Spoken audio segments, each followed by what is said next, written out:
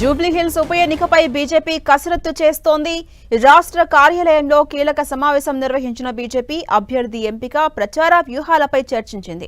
జూబ్లీహిల్స్ ఉప ఎన్నికల్లో గెలిచి ప్రధాని మోదీకి గిఫ్ట్ గా ఇద్దామని తెలంగాణ బీజేపీ చీఫ్ రామచంద్రరావు ఇప్పటికే తెలిపారు. ఇందుకోసం కార్యకర్తలు గెలుపే లక్ష్యంగా పనిచేయాలని సూచించారు. కాంగ్రెస్, బీఆర్ఎస్ పార్టీలు బీసీలను మోసం చేస్తున్నాయన్న ఆయన బీజేపీతోనే బీసీలకు న్యాయం జరుగుతుందని తెలిపారు. ఇక అధికారం కోసం కాంగ్రెస్ అడ్డగోలు హామీలు ఇచ్చిందని ఆరోపించారు. ఓటు బ్యాంక్ రాజకీయాలకు దూరంగా ఉండాలని తెలిపారు రామచంద్రరావు.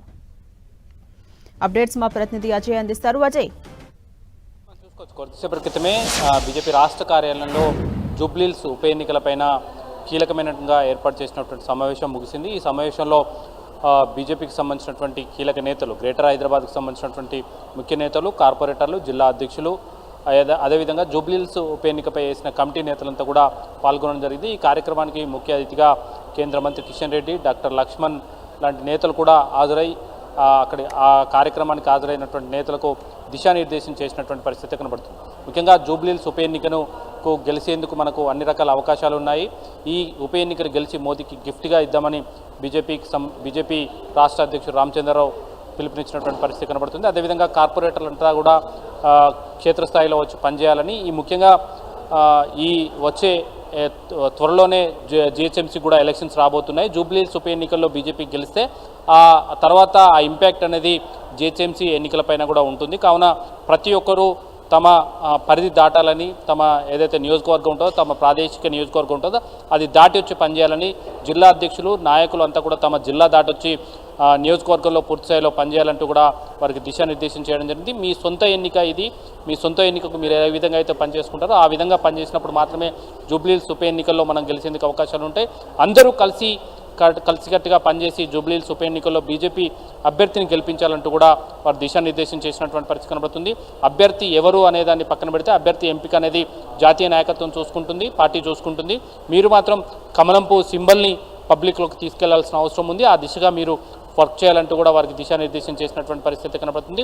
కార్పొరేటర్లు ముఖ్యంగా ఎక్కువగా బాధ్యత తీసుకొని పనిచేయాల్సిన అవసరం ఉంది. ఎందుకంటే గతంలో పెద్దగా చాలా సందర్భాల్లో పార్టీ అప్పగించినటువంటి పనులను అనుకున్నంత స్థాయిలో చేయకపోయినప్పుడు కూడా ఈ ఉప ఎన్నికలనైనా సీరియస్గా తీసుకొని వర్కౌట్ చేయాలి. ప్రతి ఒక్కరు కూడా రోజుకు కనీసం 4 గంటలు, ఉదయం 4 గంటలు, సాయంత్రం టైం ఇచ్చి పనిచేయాలి. ఉదయం సాయంత్రం పనిచేస్తూనే మధ్యాహ్నం టైంలో కీ ఓటర్లకు కూడా కాల్స్ చేసి పార్టీకి ఎందుకు ఓటేయాలి, పార్టీకి ఓటేయడం వల్ల ఉపయోగాలు ఏంటి కూడా వివరించాలి. వాళ్ళందరినీ కూడా పార్టీ వైపు తిప్పుకునే ప్రయత్నం చేయాలంటూ ఒక దిశానిర్దేశాన్ని అయితే రాష్ట్ర నాయకులు, కేంద్ర మంత్రి కిషన్ రెడ్డి, అదేవిధంగా డాక్టర్ లక్ష్మణ్, రామచంద్రరావు లాంటి నేతలైతే చేసినటువంటి పరిస్థితి కనబడుతుంది. మొత్తంగా చూసుకున్నట్లయితే జూబ్లీహిల్స్ ఉప ఎన్నికపైన కీలకమైనటువంటి సమావేశం రాష్ట్ర కార్యాలయంలో జరిగి, కార్యాలయంలో జరిగినటువంటి మీటింగ్కి వచ్చినటువంటి నేతలందరికీ కూడా ఒక జోష్ నింపే ప్రయత్నం అయితే చేయడం జరిగింది.